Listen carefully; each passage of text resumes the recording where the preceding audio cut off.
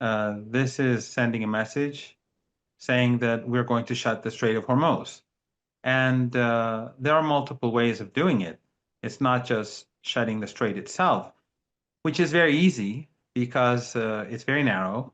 You sink a ship or two there, and other ships can't pass through it anyway. You can lay mines, and you can strike very easily from the shore, and you don't need long range weapons to do so. So that is quite easy. Then you have the ability of the Iranians to strike ships throughout the Persian Gulf and outside of the Strait of Hormuz. Anything that moves in the Persian Gulf can be destroyed. And then the oil wells, the gas wells, all of them can be destroyed. Remember, the missiles that Iran used against the Israeli regime during the 12-day war, they were long-range missiles. Yeah. Iran doesn't need those to destroy anything that it wants to destroy in the Persian Gulf region. It has medium-range missiles, short-range missiles. It has cruise missiles. It has drones. It has surface-to-sea missiles. It has all sorts of weapons. And anyone who looks at the map will see that the Iranians control one side of the Persian Gulf and some of the islands in the middle of the Persian Gulf. And the other side is basically a number of tiny, very vulnerable family dictatorships Right. with lots of oil and gas wealth, but all of them host US bases that are, as we speak, being used against Iran. So they are complicit with the Americans, and they are a part of any conflict against Iran. The drone that murdered General Soleimani uh, flew from Doha, Yep. From and Aliyah Air Base. that's right. So these entities are complicit in activities against Iran. And to be very blunt, the Iranians have been very tolerant for decades. In fact, Max, after the uh, 8-year war with Saddam Hussein, where he invaded the country, and countries in the Persian Gulf gave him hundreds of billions of dollars. Back then, that would be like $1 trillion now. And the West gave him chemical weapons, and uh, they just in Halabja alone, they slaughtered 6,500 people within a couple of minutes. And Western media did nothing about it. Western governments did nothing about it. The UN did nothing about it. But in any case, after the war, when Saddam invaded Kuwait, Iran condemned it. And Iran restored relations with all these countries. And it literally forgave all of them, even though they were deeply involved in supporting Saddam. So when Qatar, even though Qatar and Turkey under Erdogan were working with the Israelis and the Americans in Operation Timber Sycamore to support ISIS and Al Qaeda and Jaish al Islam and all these other horrible Takfiri groups and terrorist organizations. When Saudi Arabia and the Emirates turned against Qatar, Iran supported Qatar and prevented it from falling. And then after things got better, Qatar again began to stab Iran in the back once again. So the point is that if you look historically, the Iranians have been far more tolerant than to these entities than I think normally countries would. And of course, this runs against the whole narrative of Iran. But of course, in the West, the narrative on Iran is all ridiculous. So this time around, though, I think that it will not just be the Strait of Hormuz. I think it will be all those elements together. And that will mean that there will be no oil or gas coming from the Persian Gulf or from the Caucasus and the entire West Asia for a very long time. And that would bring about, I believe, a global economic crisis, probably worse than 1929. And the same would be true with the United States, even though the United States is self-sufficient. but that won't help the consumer. Those who are producing the oil will make money for a few days, a lot of money, but the consumer will pay the price. Factories will shut down, businesses will shut down. And then, of course, when everything shuts down, the price of oil will collapse too. And so even those producers will probably, in the long run, rue the fact that Trump carried out a war. So it will not end well for anyone. And yet, Trump, I think, there's a strong possibility that he will carry out this war, basically because the Israelis want it, and the Zionist lobby in the United States wants it, and their priority is Israel. Their priority is not the American people. Of course, Iran will strike back at U.S. bases and at the Israeli regime and at the U.S. Navy, obviously. But I think the biggest pain that will be felt will be the blocking of energy exports and any sort of imports as well, which this area consumes a lot of goods, as you know. Yep. But I think under those circumstances, these small family dictatorships may not survive. So Ali Larjani, who is a advisor to the leader of Iran, to the leadership of Iran, was in Oman, and he was speaking with the Gulf states, presumably about the stakes and the consequences that they could potentially face if war was ignited by the U.S. and Israel. And yet they seem still willing to allow the U.S. to operate at the Al Udeid Air Base and other air bases. Saudi Arabia, it has been less supportive of anti-Iran activity than in the past, however. But what is the role in these states, Qatar, Saudi Arabia, also Turkey, in obstructing the U.S. drive for war? And why haven't they been able to do more, given that they're clearly aware of the consequences that you just outlined? They are terrified. And Dr. Larijani, who is now the chair of the Supreme National Security Council as well as the foreign minister, he has warned these countries in the Persian Gulf and to the north of Iran as well, because Aliyev, during the 12-day war, allowed and facilitated Aliyev of Azerbaijan. Yes, he facilitated the airstrikes in northern Iran. So they have all been warned. Yet these are weakened proxies of the United States. They don't have much agency. I know some people who take a lot of money from Qatar would like to see Qatar as some sort of revolutionary state, but it's a joke. Qatar carries out the bidding of the United States.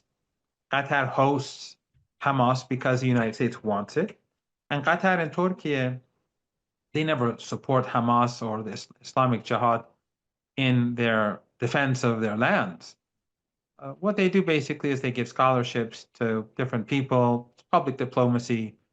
It gives them a good image, but they don't do anything real for the Palestinian cause. In fact, these countries have tried very hard over the years, along with a lot of people on the payroll who live in the West, actually, who pretend to be big fans of Palestine, but who have been supporters of ISIS and Al Qaeda and the U.S.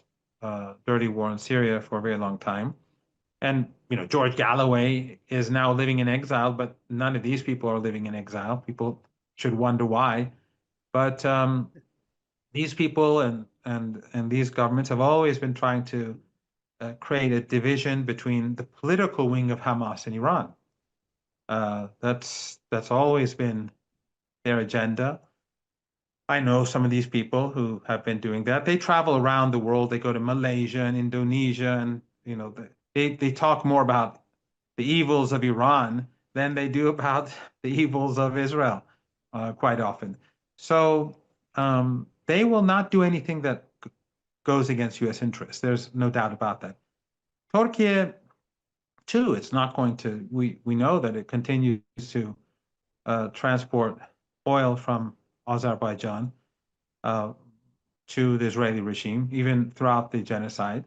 And Turkey now is beginning to feel the heat. They destroyed Syria at the behest of the United States during the Dirty War to the benefit of Netanyahu. And now they feel vulnerable because they've destroyed the country that stands between the Israeli regime and Turkey. So they're all worried, but they're not Iran. They're not the axis of resistance. They don't have that, ideological foundation or that sense of morality or resistance that exists in the axis of resistance. So, Al Jazeera may do a couple of good reports or do good reports on Gaza, but that doesn't change anything. So, yeah, I mean, none of these entities have but they could have theoretically, but they chose not to. They chose to, all of these princes and these elites, they send their kids to the West. I'm sure many of them have, there's a lot of dirt on all of them. They're not very highly spoken of, many of these people. And we already see in the Epstein files that that very little that we've seen, there are elements within the Persian Gulf that are, that were very friendly to him. So they are bound to the West. They do want to have better relations sometimes with Iran, with China and Russia, but they don't have that sort of courage or that audacity to make the move that would be necessary to create a balance where the United States would feel that they have to give concessions to them. Yeah, I actually, you recalled, you kind of forced me to recall being in Istanbul together for a conference, I believe in November 2024. I think True Promise 1, the Iranian retaliatory operation against Israeli attacks inside Iranian territory, it was 1 or 2, I've lost track, had taken place, and we were speaking at a university there. And we'd appeared at a conference, and our hosts were fantastic. It's not a criticism of our hosts at all, but That's right. many of the students and the participants there were very hostile towards you as an Iranian, and were demanding to know why Iran wasn't doing more to support the resistance in Palestine. And I was thinking to myself, and I might have actually said it out loud, like, what have you done? Like, what has Turkey done, being the #2 gas supplier to Israel? And, meeting with some people on the sidelines of this conference who were closer to AKP leadership, they said, they're not supportive of Israel. They're disgusted by it, but they fear that their entire economy could be brought to the ground because it's so integrated through Tel Aviv into the global financial structure.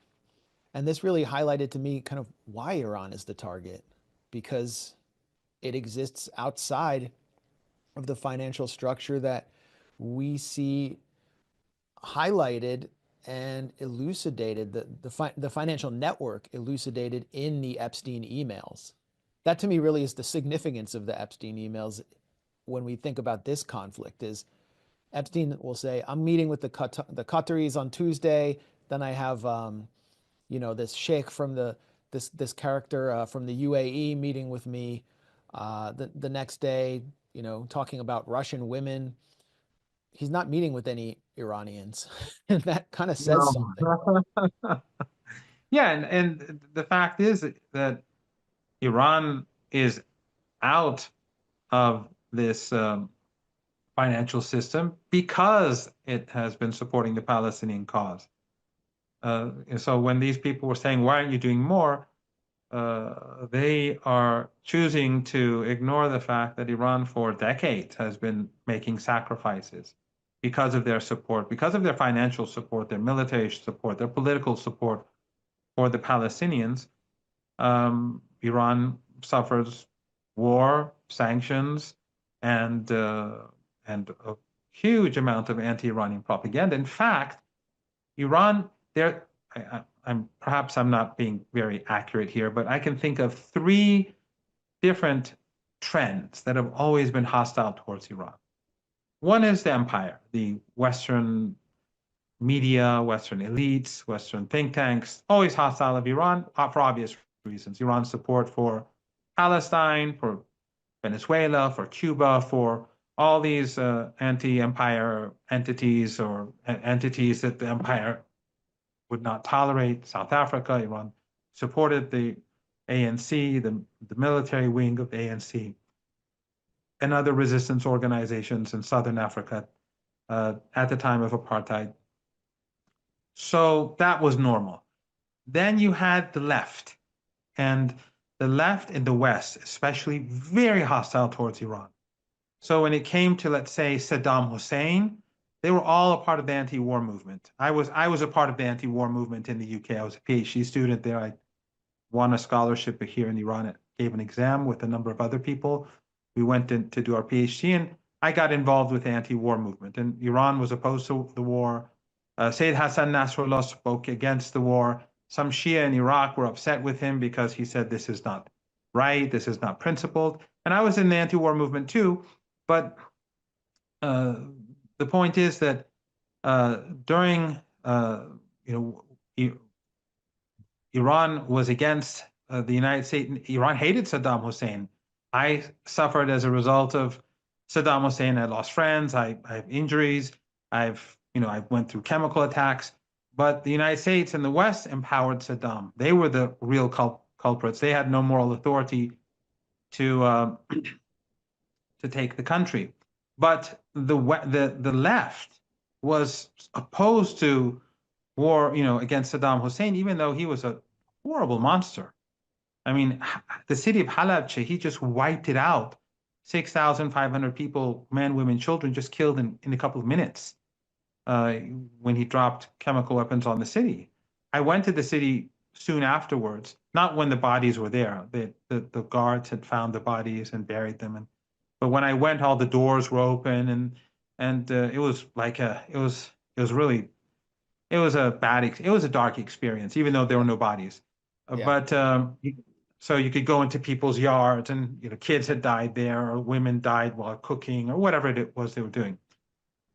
So the left, they would be against the war, but when it came to Syria, they were pro sanctions, they were pro the dirty war. Why? Because Syria was somehow affiliated to Iran, even though the Assad government nowhere from compared to Saddam Hussein. In fact, ISIS, and you know this better than I, and Al-Qaeda, a lot of them were Baathists. They weren't even religious. They were Baathists in Iraq. They fought for Saddam Hussein. They were officers in Saddam Hussein's army. And then after the U.S. occupation, when the U.S. disbanded the Iraqi armed forces, a lot of them went and joined Al-Qaeda. And then, of course, Al-Qaeda split later on, and you had ISIS and all that. So a lot of these people were, anyway, so they were the monsters of Saddam Hussein. But the left has always been so hostile, the left in Europe. My friends in Venezuela, in Cuba, in Nicaragua, when I travel, they always say that Western leftists, when they come here, they're more focused on turning us against you than anything else, really, which is, quite fascinating. So this irrational dislike towards Iran and the propaganda against Iran that comes through. And then the third trend is again, this is under the authority of the West, the oil and gas money from the Persian Gulf region, from the beginning of the revolution, the Wahhabi, Salafi movements, the media of these countries demonizing Iran, demonizing Shia, and spreading misinformation about or disinformation about the Shia. And sometimes it turns against them themselves. Like, for example, they would speak about Taqiyya and how, like, creating this fake narrative that the Shias are. I mean, Taqiyya is a concept where it's in the Quran, where one of the companions of the Prophet, Ammar ibn Yasir, under torture, he was forced to denounce the Prophet. And then he was very upset. And then the Quran said what he did was okay because he was they murdered his parents, and he was under torture. So, and the Prophet supported him, and so that's taghiyya, which is quite normal.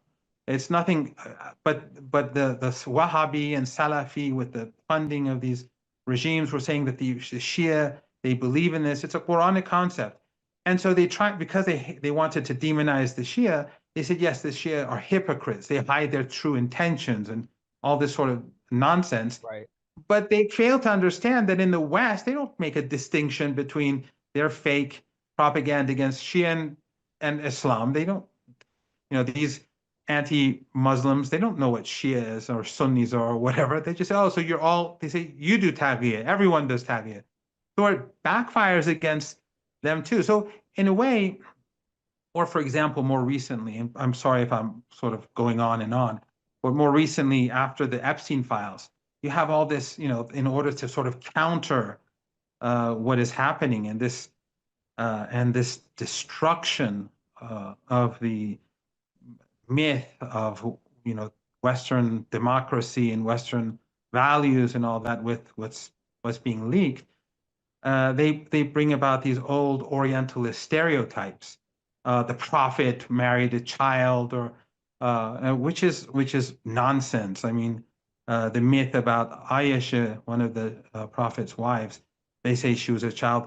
She was 10 years younger than her sister Asma, and Asma was 27 at the time of Hijrah. So she was 17, and she married after Hijrah. So she married at an ordinary age. But the point is that whether it's the left, whether it's these Wahhabi Salafis, back then it was more the Saudis, now the Qataris and Erdogan, sadly, even though Turkey is a Sufi society, but his people are hardcore Salafists. And in any case, the point is that this disinformation and misinformation and anti-Iranian propaganda and this hostility comes from different sources. And yet, at the end of the day, who's the country that's supporting the Palestinian people? Who's the country that's made sacrifices all these years? Which country has been attacked? Which country is now being threatened? No one else is sanctioned because no one else has done anything that would make the United States or the Europeans feel that their beloved apartheid regime, their beloved genocidal regime, is in any way or form threatened. So the country which they like to depict as demonic, and more recently the riots in Tehran, where they created this fake narrative again about Iran murdering, I don't know, hundreds of thousands of people, peaceful people on the streets, and all of that is just basically to demonize Iran. It's an extension of what happened in the past, to justify in the past sanctions and now to justify war. So these different threads or these different trends, all of them, though they're hostile towards each other sometimes, at least the left and the mainstream Western politicians, when it comes to Iran, they're on the same page. And of course, as I said, the oil and gas wealthy entities of our region, they have that same hostility. Well, I'm sorry you were exposed to so many Trotskyists during your time in the UK. I mean, it really sounds like some Socialist Worker Party elements that you were exposed to. In the US, we had the International Socialist Organization, or ISO. We call them International PSYOP. They were Oh, AOC.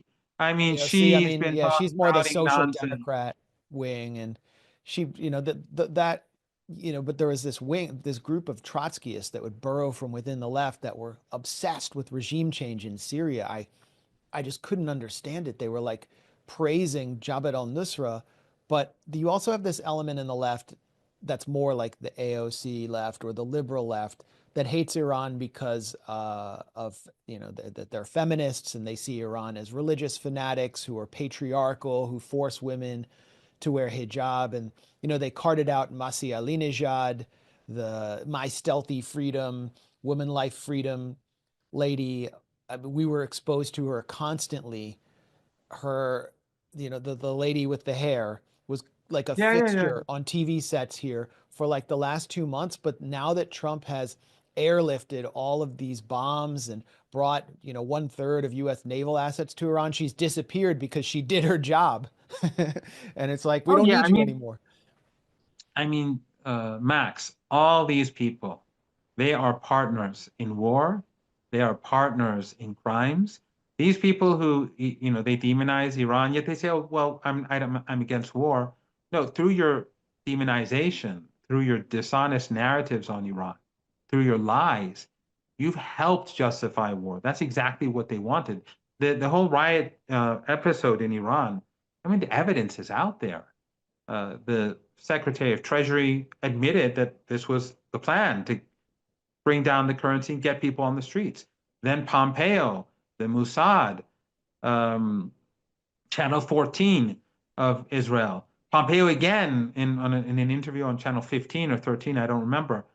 All of them were admitting that, the Mossad was there, the CIA was there. They brought in the arms. They had killed hundreds of police officers, and the images were out there, but they were inflating the numbers even while there was no internet, and they couldn't have known, because the objective was to demonize Iran and to legitimize, supposedly legitimize, even though it was their dirty operation. It was they who were responsible for the deaths.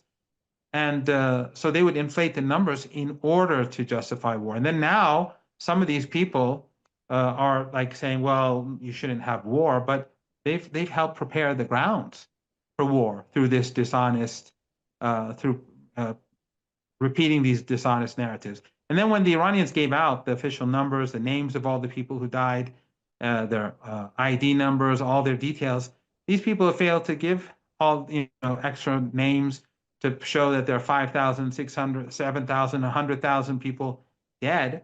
But Western media, whether it's The Guardian or Breitbart, whether it's Fox News or it's the BBC, it doesn't make a difference. When it comes to Iran, they're all the same. It's like the Salafi Wahhabi Takfiris who are allied with the West, and these leftists and the establishment, as I was saying earlier. All of them are more or less the same when it comes to Iran.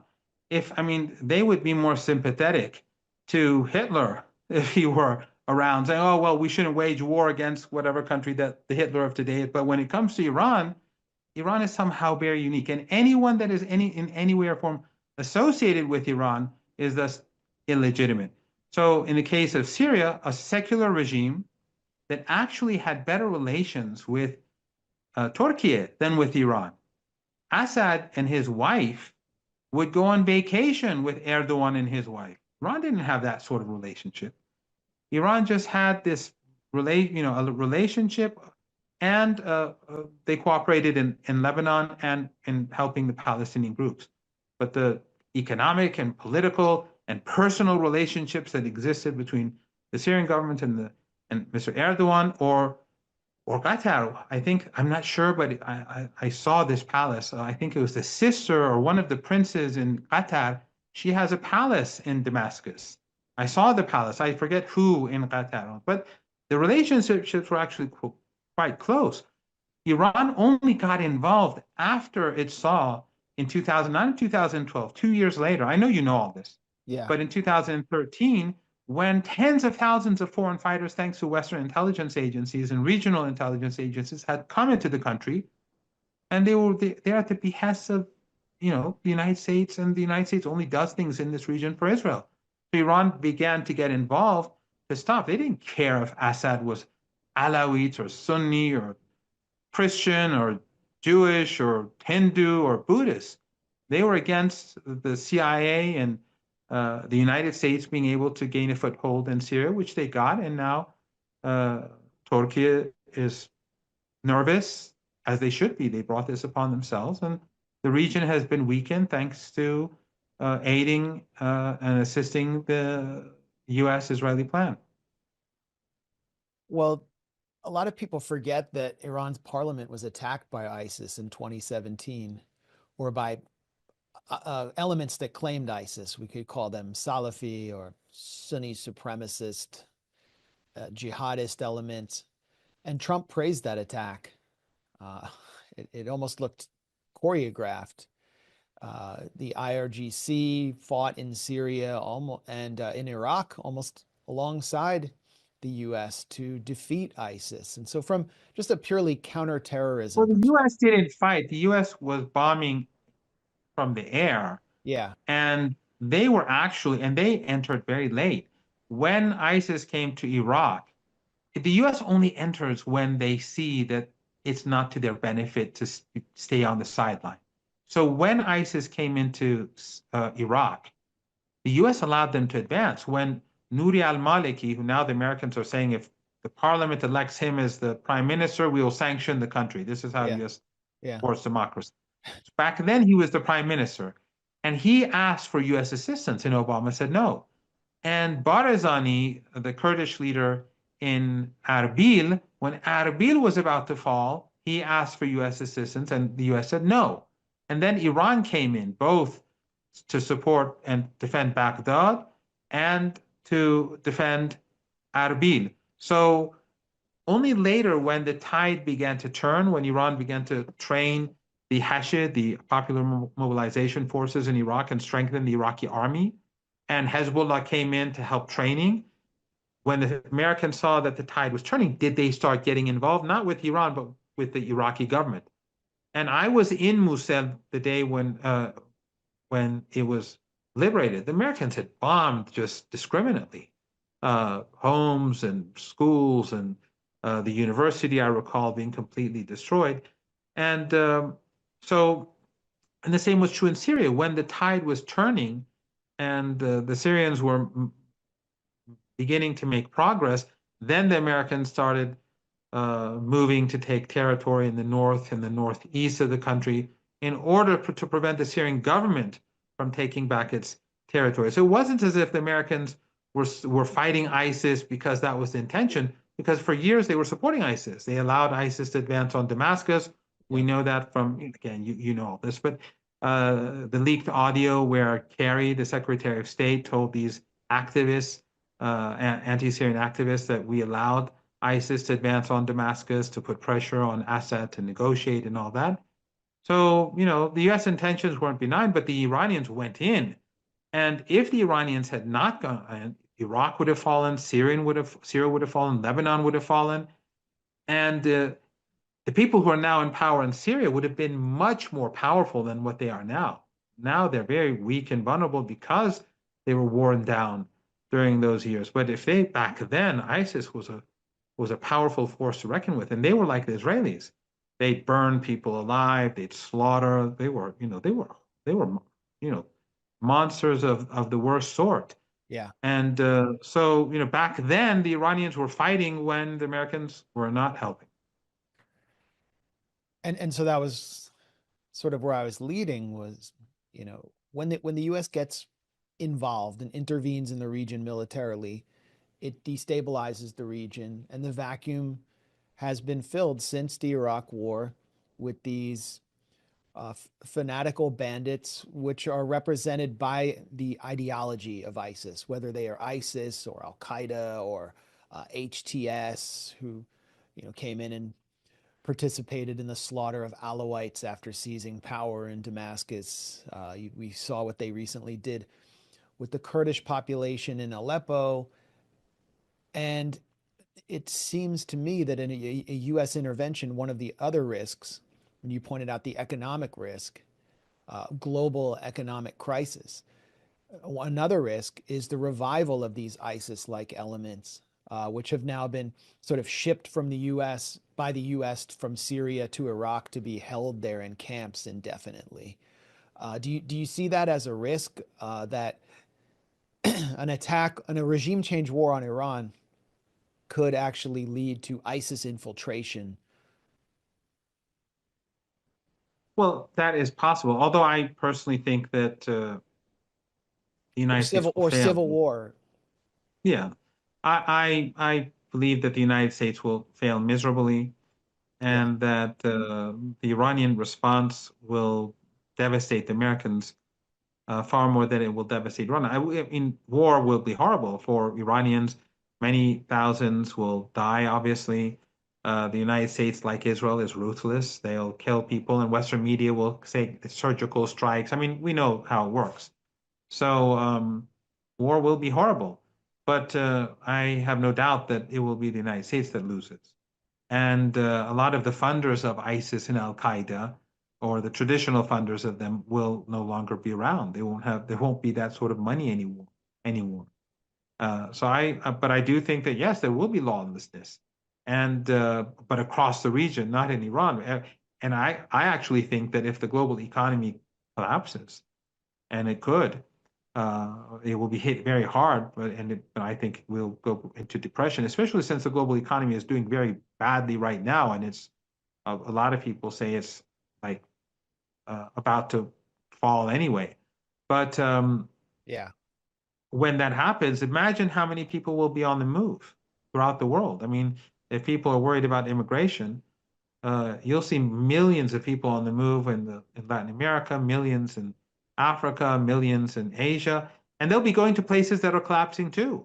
I mean, if the economy goes down, if the price of oil and energy goes through the roof, factories will shut down, businesses will shut down. But those who are desperate, they'll move to where they think there may be something. And so, I mean, if there is war, there are many terrible things that can happen. One of them is general law. And you know, a lot of these ISIS people, by the way, and the Nusra people who are now in government in Syria, these are just local thugs.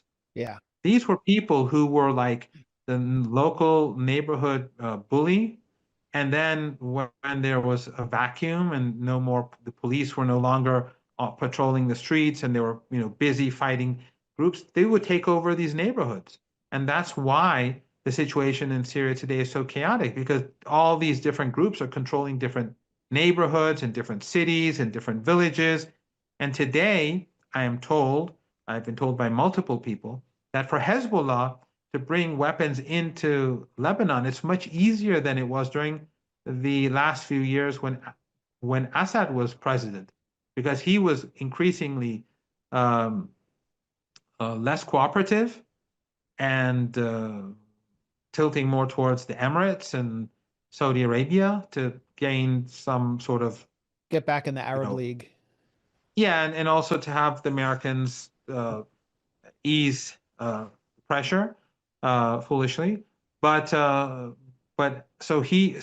had a much more difficult time arming themselves. But now all you have to do is just give a little bit of money here and there, and you can take anything you want all the way from Iraq to Beirut.